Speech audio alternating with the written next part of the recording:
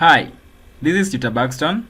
Welcome to Construction Quantity Surveying Tutoring Channel, where we get to learn construction, especially quantity surveying, in details. From this channel, we get to relate the items and the works as they are done on site, and then we learn how to make estimation and all the roles pertaining the quantity surveyor's role.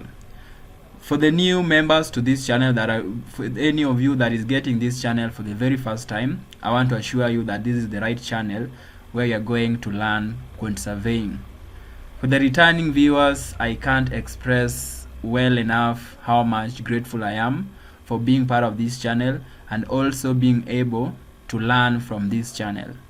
From the current comments and the engagement that I get from the ongoing sessions, I'm so much pleased and I'm confident that you're learning a lot from this channel. We've been doing what we call preparation of bills of quantities, and that is what I would like us to continue with. The rest of the videos explaining the preparation of bills of quantities are going to be attached at the description of this very video. So for those who would like to catch up with the rest of the videos that have been made concerning the preparation of bills of quantities, please do not worry about anything, because all the videos are going to be attached there and you're going to find them for your reference. You'll be able to catch up and manage to do what we call the estimation and prepare bills of quantities at large. Thank you very much. Let's get started. From what we have, we've done what we call, we started doing what we call the reinforced concrete in various elements of the substructure. So we've done the strip footing, we've done also the column bases, stab columns, and as well ground beams. So from these, the only item that is remaining in regard to our drawings is what we call the slab. If you look at this section, this is a section for the column that is showing the column bases, the blinding, and also the stab columns, which you can also refer to as the foundations columns if you so wish. You also have what we call the ground floor slab. Okay, so we'll go and we'll now take off what we call the ground floor slab. So this is item Q, and we'll talk about ground floor slab. So we'd like to see how to go about the ground floor slab, so that we see how to measure it and how to use it, how to use the drawing that we have here to go about the preparation of the bills of quantities and that quantity for the ground floor slab. Just before I forget, this drawing that we are using has been attached at the community wall. So for those who have access to the same, you will be able to find these drawings, and you can as well go through and be able to follow exactly what we are talking about in terms of our estimation. Okay, and also I'm always presenting this drawing alongside the workings, so that you are able to relate exactly what we are doing in the measurements and also what we are taking off at using the Excel. So the ground floor slab, from the rule what we learned previously, the rule what we assorted, we managed to assort all the items which are needed, especially those that are in the substructure levels. And of course, there are those that are also falling within substructure, and you can as well find them at the superstructure level. So the rule in which they are measured will remain to be the same. A case in point, we are talking about the ground floor slab. For the ground floor slab, it's measured in square meters. When you look at item number 15 in our list of substructure items, those which we assort, and we managed to list the units on which they are measured, it's shown here. Item number 15, it's square meters. Okay, and also just to reiterate and to emphasize also that the rules that we are using for our estimation is from what we call the standard methods of measurements. So it stipulates that you use the square meters as a unit of measuring the ground floor slab. So once you know that, then you will go back to our drawing, and of course get back to the to the section. These are the details of the columns, And you'll be able to see, for instance, I just want to find out so that I see to which extent is the slab ending, so that you are able to find that area from one point to the other. And of course, you have to remember that of most importance is the principle that is going to guide you throughout, even as you carry out the rest of the workings. For now, I would like to give an example with what we are working on, so that we see exactly how to go about this. So from here, you can see that there is no that demarcation that is giving you the slab. So as usual, it's always advisable that you check as well what you have in terms of the architectural drawing.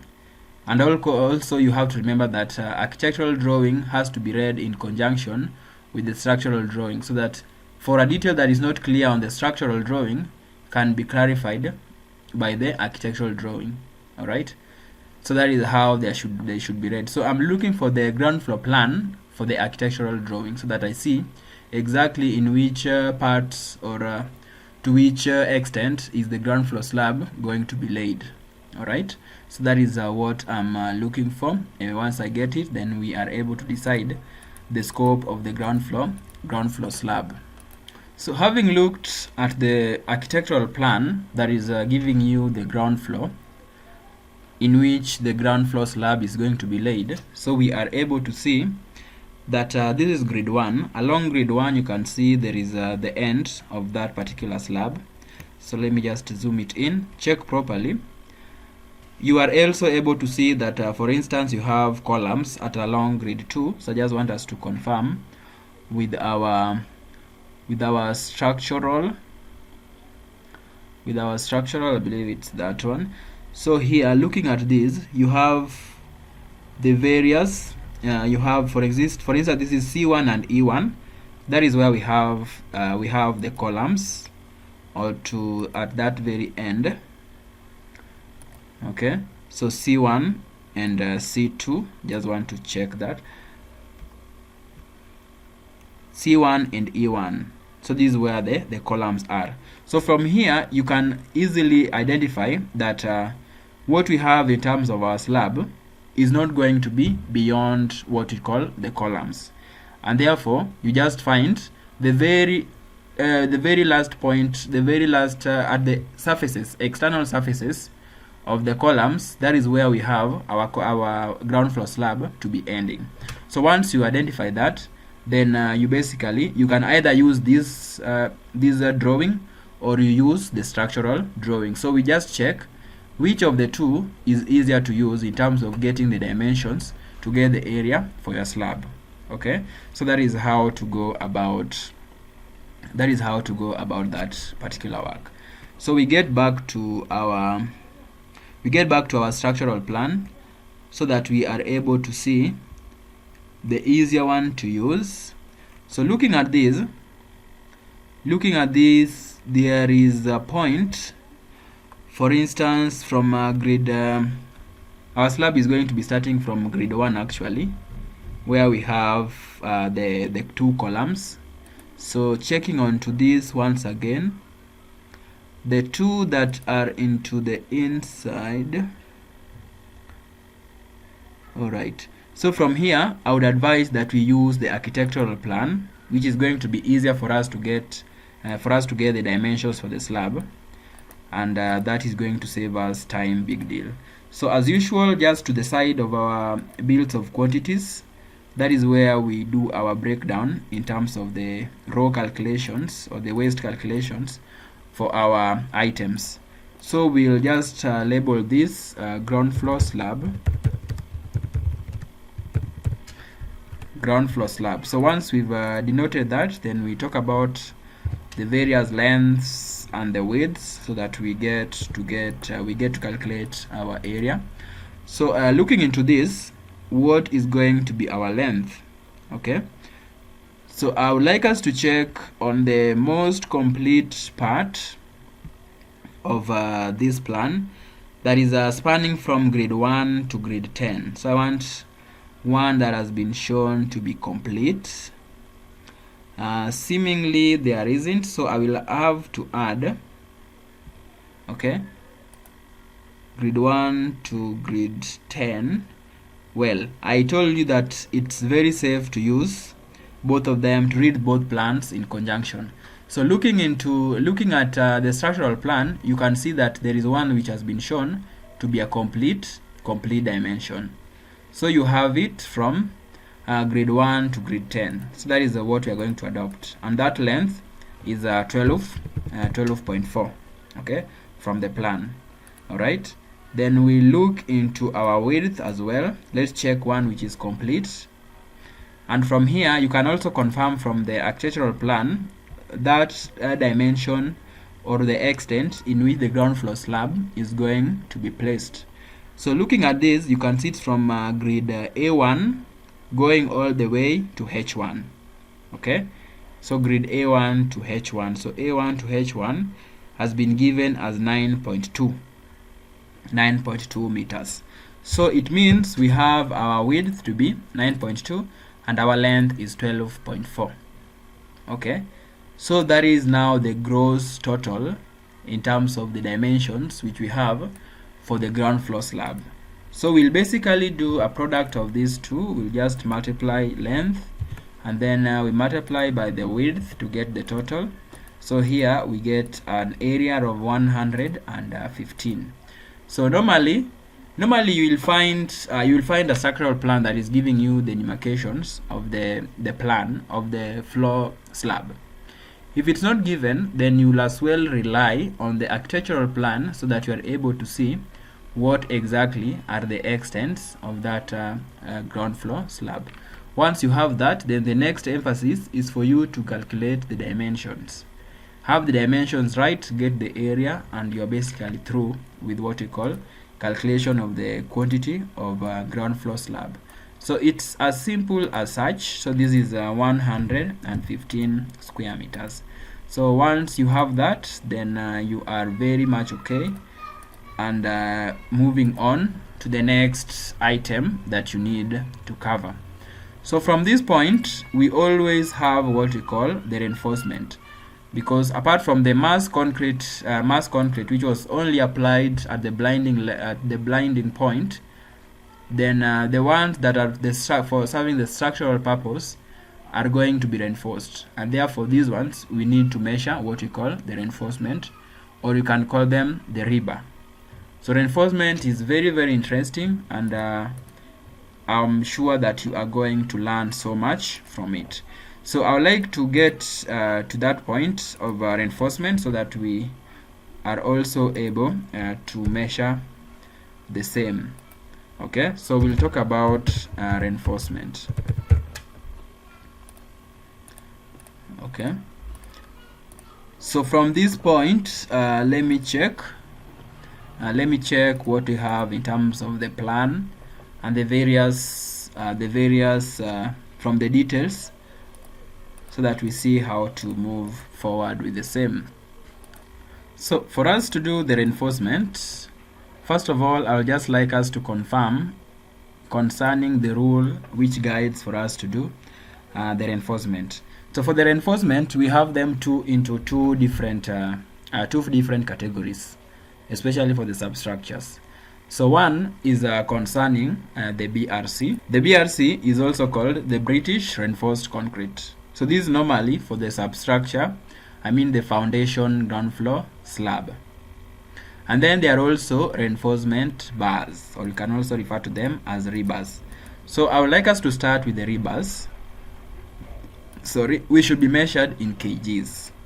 Okay, and which is the order that we are going to use? I would like us first to start with the way that we've arranged our concrete elements, starting from the strip footing. So I would like us to do the reinforcement for the strip footing. Normally, the rule says that you don't need to categorize the reinforcement bars into various locations. For instance, reinforcement in footings, reinforcement in columns, reinforcement in bases, and so on. Therefore, we'll obey the same, but then we'll have to calculate them one by one, just alongside, for our own understanding, and also so that you are able to see that for various types of the reinforcements. This is how they are, and this is how we are going to measure them one by one. So we'll have to make what we call our schedule, a reinforcement schedule here. Normally, you might find that a reinforcement bar bending schedule has been provided by the engineer.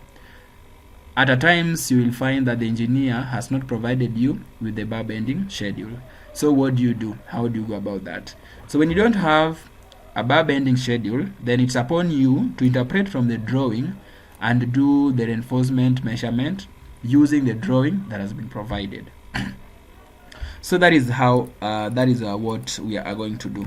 So we'll have here what we call the Rebar schedule. So from this schedule, I would like us to do different bars. So for instance, I would like us to start with this is now the footing. So from the strip footing, I also want us to learn how to interpret the reinforcement bars.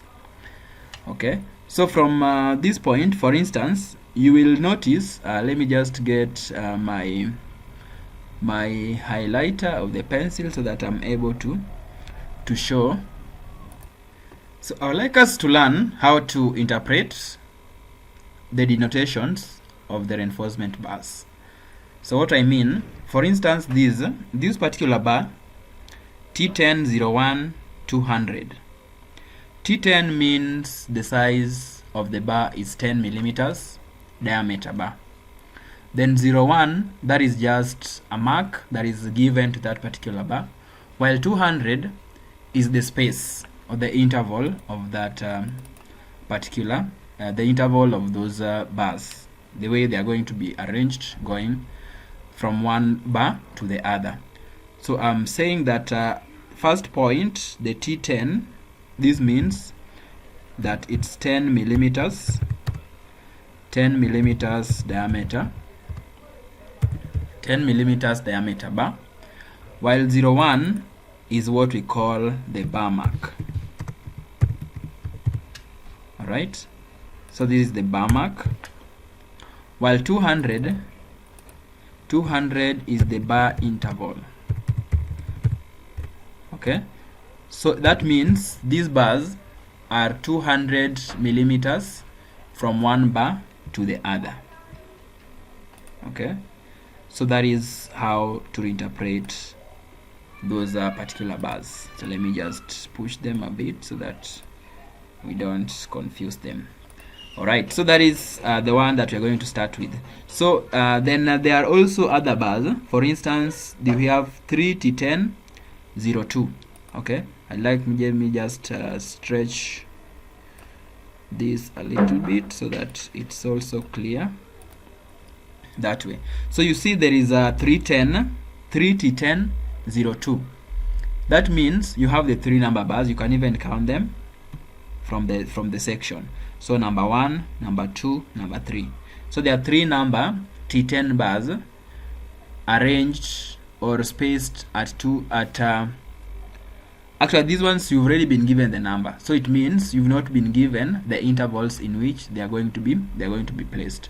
02 is the bar mark. So 02 is the bar mark, while the main bars, the three of them going along on the longer dimensions of the strip footing, are going to be bar mark 02, and there are three in number. So 3 is number, then T10 is the size, then 02 is what we call the bar mark. So you can decide to pick on any of them so that you start with. Normally, I would like to start with the main bars. I mean the distribution bars, which are the 3T10. So I will start with. So that is T10. You can call them T10 distribution. Okay. So T10 distribution are now the main three bars. I mean the distribution, the three number bars. Okay. So from what we have, this is the Rebar schedule. I would like to move that down a bit so that I have this now the bar, or I can call it ID. Okay. Then I can talk about diameter here. So the short form of diameter is dia, to mean the diameter. Okay, then I can talk about the number. the number of the bars. So I'm making a very simplified schedule so that you don't have to include so many items which are not going to be of essence to us. Okay, so this is the ID, the diameter, and then the number of bars, and then also of essence is now the length of that particular bar, and the length that we are going to use is going to be in meters. So you have also to take note of the same. So we have and then now we have what we call kgs, or the weight.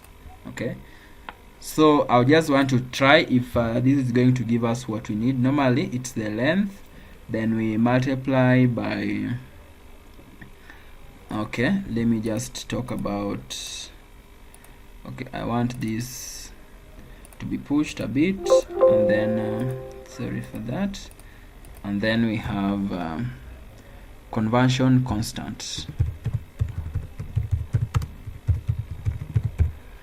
So the conversion constant is now the constant that you are supposed to use to convert now the total length into kgs. Okay, alright, that is going to be longer than I wanted, so I just want to reduce that a bit. Okay, so we have a conversion constant, we have a length, we have the number, and then we have convert them into kgs. So I'd like to start with the distribution bars, and there are three of them. So in this case you can talk about it's 10 millimeters in diameter. Okay, and then the number is 3. Okay, so I've just realized that I need also to include another column. So for this number, this is the length of one, each of them. Okay, then now we need to get the total length. So I will include another column here talking about the total length. Okay, so I'll just insert here, and now this is the length for one, and then to the side we have the total length. So the total length now is the length for the one, and then you multiply by the number to get the total. Okay, so in that order, and then conversion constant, we are going to see that just in a few after we've finished filling the other items. So it's 10 millimeters, 10 millimeter diameter bar, and then the number is 3, and then the length. So how do we get the length? So normally what I normally do is this. These are distribution bars going along the longer part of the strip footing. Okay, so it means this particular length is going to be similar to the length which you used for the concrete strip footing and also for the blinding. So it means your work will just be to trace that particular length, and that length is here. We had calculated that length under the strip footing, okay, where we got the total. These are the length, width, then we got the total of it to be 14.6. okay, so we have the length to be that way. All right, but normally it's always important that you give an allowance for the overlaps, because you understand that you want to be having only one bar going all around that particular length. So there is always an allowance which is given to cater for the overlaps, because as you will be joining the bars, or you'll be overlapping the bars from maybe from the junctions, the corners, and so on, there is going to be an additional length associated that is going to be brought about by those overlaps. So how do you go about that? So as a drawing as such, because you don't have that detail giving you how they are going to, what we call the bar bending schedule, that is going to tell you the length that are going to be used on site. Therefore, you as a quantity surveyor, if you ignore the very same idea that those overlaps are going to be there, then you're going to have lower quantity than what is expected, or than what is going to be used on site. So you need to give an allowance of the length. You can give that allowance on the length. Of course, it's going to translate as well. At the end of the day, it's going to translate to what we have as the kgs, okay, to get you covered for those overlaps. So an allowance for overlaps, you can give a sum of 20% of the total length. Okay, so you can always work with maybe 10 to 20%. So if the number of the length is bigger, then you can use a smaller percentage. Of course, I expect you understand that when you have higher figures, then if you give also a larger percentage, then you see the resultant addition is going to be more. Okay, and therefore it's safer to use a range of between 10 and 20. That is based on experience, based on one thing that you'll also be able to learn once you get to site, and just recurrent you getting to relate with the reinforcements and so on, you'll get to understand that even better. So we use I'm going to allow for an allowance of 20% for that particular length. Therefore the total is going to be the number of the bars, which is 3, and then you multiply by the length of each bar. Okay, or you can do it the other way, either way. You understand that multiplication is communicative, so it means whichever way you put them, it doesn't really matter. Okay, so we have the total length to be 52. So we then go to what we call the conversion constant. A conversion constant is now what we use to convert now the total length into now kgs. So we normally use a conversion factor of 162. Okay, so normally you will find that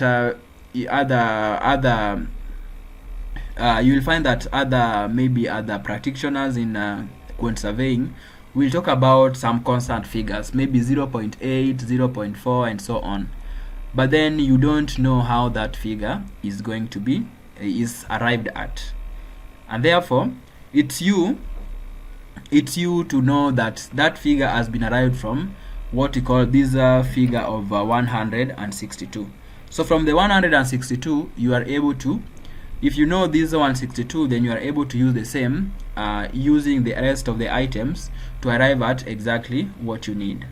Okay, so basically for you to get the kgs, these are the figures that you need. You need to know the diameter of the bar, you need to know the number of bars, the length of the bars, the total length, and then conversion constant.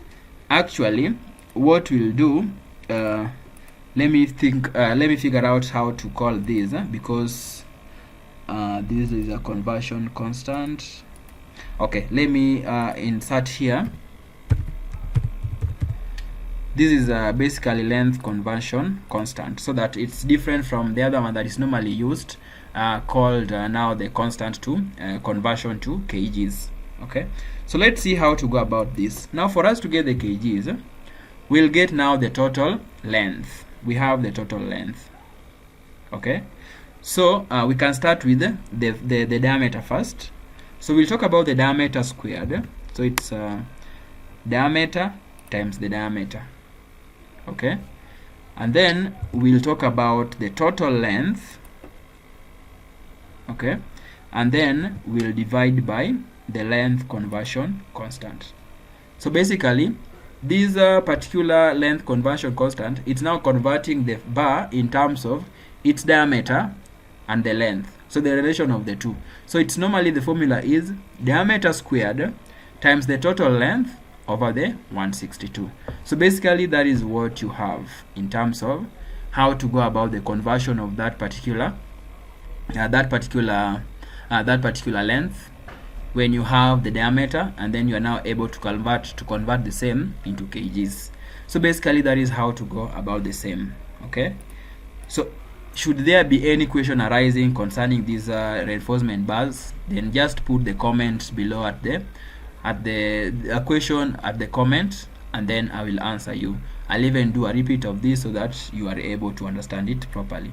So what I'm repeating is that the kgs of the reinforcement bars is equals to the diameter squared, that is what we did, diameter squared times the total length divided by 162. Okay, so somebody will talk about, let me just show here, somebody will talk about 10 times 10 and then divide by 162.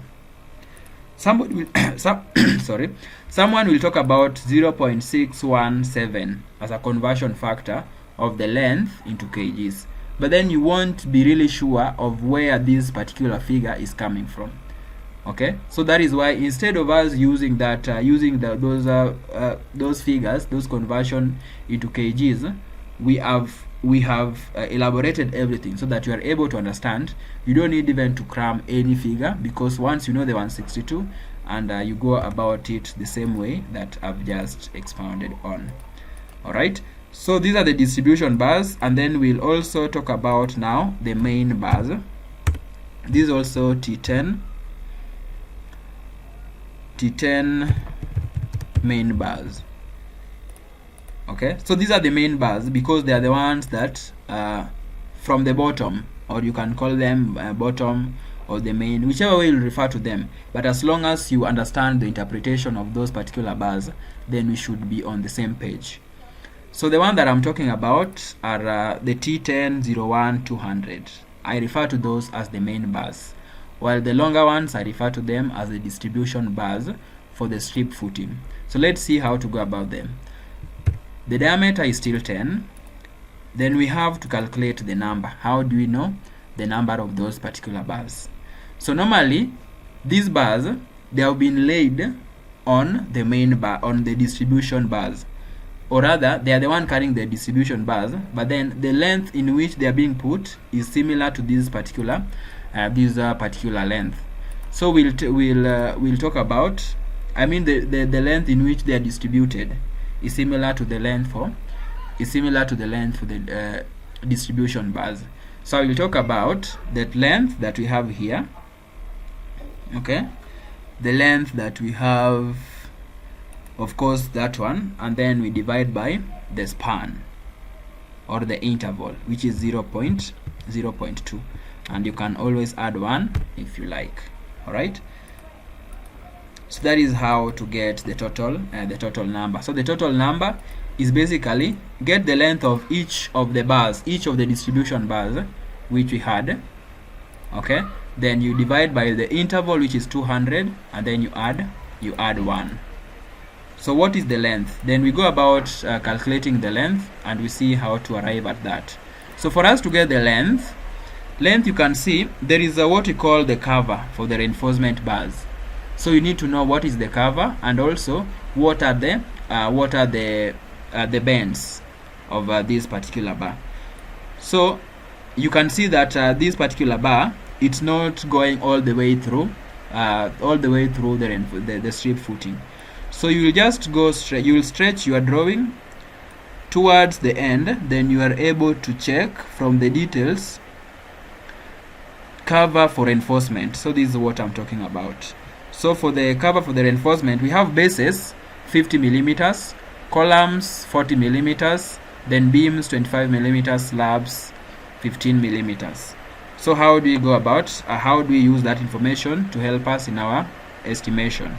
So for the bases, it's 50 millimeters, columns that. Alright, so we are going to use the same 50 because normally you realize that the same cover for the foundations is normally similar. So we'll have bases 50 millimeters, and also our strip footing to be cover of 50 millimeters. Okay, so from this point I will allow you to bring up more questions concerning how to do this in the comment section, and then we finish up this part for the main bars, where we'll now get the length, just basically to continue from where we left. So I'll be really waiting for those questions so that I use those questions to even elaborate more on how to get the length for the main bases and convert them into kgs as well. I want to say thank you very much for watching up to this point, and I'm confident that it's been worthwhile. Please subscribe before you leave the channel so that you don't miss any of the upcoming videos. So thank you very much. Have a great time. Till we meet again in our next session. Bye bye.